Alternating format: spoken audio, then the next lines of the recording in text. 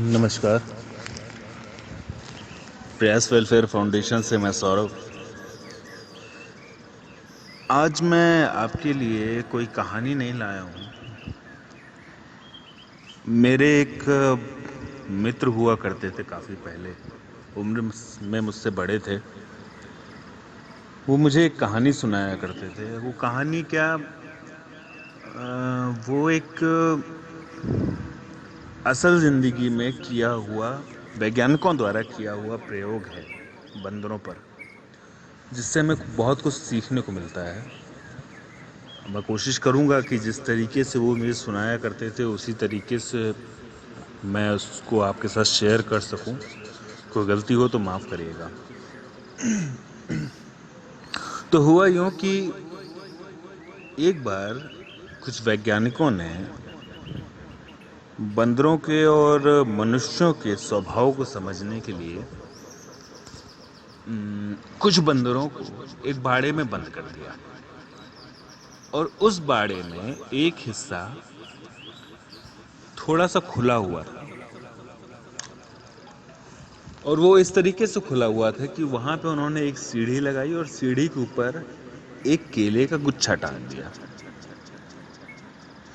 अब जैसे ही उन बंदरों को बाड़े में बंद किया गया और जैसे ही बंदर उस सीढ़ी की तरफ बढ़े उस केले के गुच्छे में से केले तोड़ने के लिए, तो वैज्ञानिकों ने क्या किया कि जो बंदर आगे बढ़ रहे थे, सीढ़ियों पे चढ़ना शुरू कर रहे थे, उनके ऊपर बहुत ठंडा पानी डाला।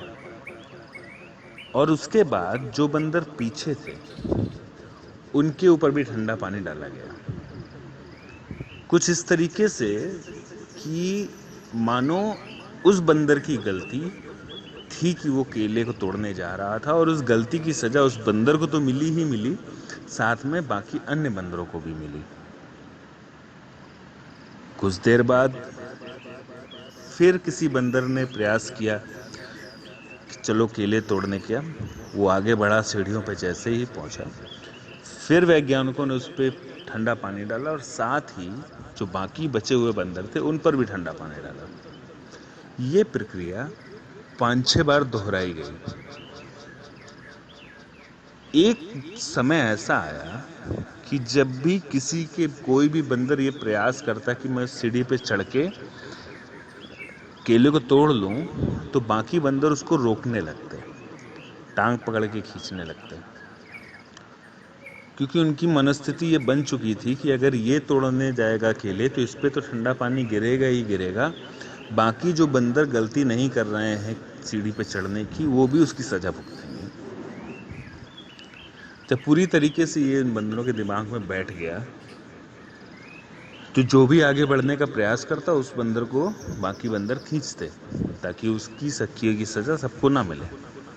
अब वैज्ञानिकों ने क्या किया कि उस बंदर की झुंड में से एक बंदर को निकालकर दूसरा बंदर उसमें डाला गया, जिसको इस ठंडे पानी और इस सजा का और केले का कुछ नहीं पता था। वो जैसे ही बाड़े में रखा गया, वो केले देख के सीढ़ी की तरफ लपका। वो उसको सीढ़ी की तरफ लपकते देख के बाकी बंदरों ने उसको घसीट लिया और मारा, और उसके सीढ़ी की तरफ जाने का विरोध किया। ये प्रक्रिया भी 2-3 बार हुई कि उसने कई बार केले को पाने का प्रयास किया, बाकी बंदरों ने उसको वापस घसीट के उसकी धुनाई कर दी।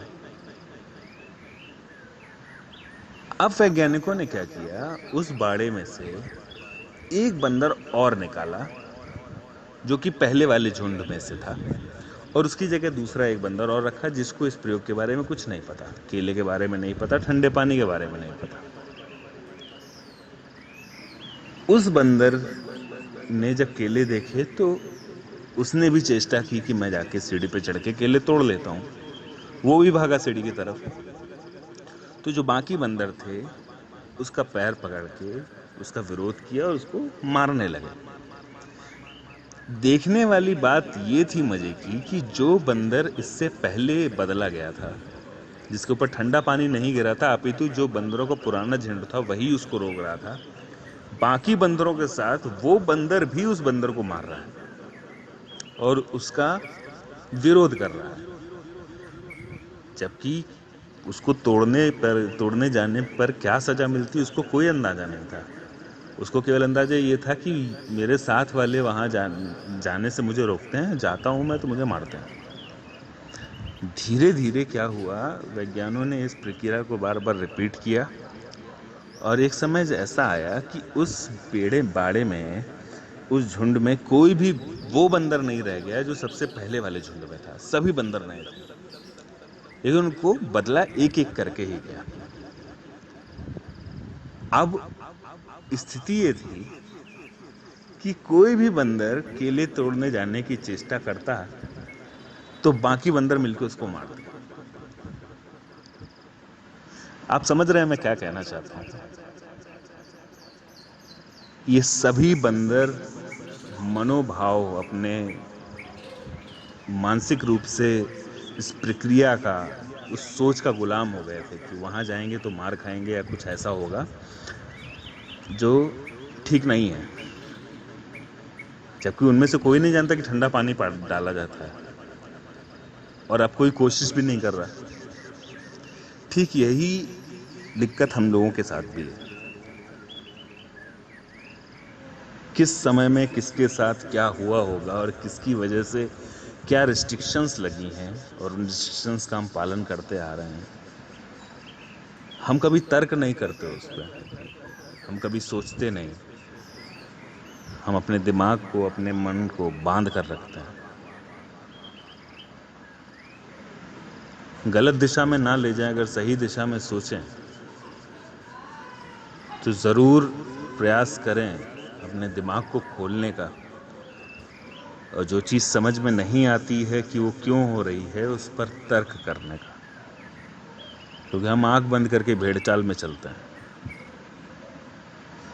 और अगर जीवन में कुछ करना चाहते हैं तो भेड़ चाल में तो केवल ज़िंदगी गुजारी जा सकती है। मैं यही जानता हूँ, बाकी जैसी आपकी मर्जी। धन्यवाद।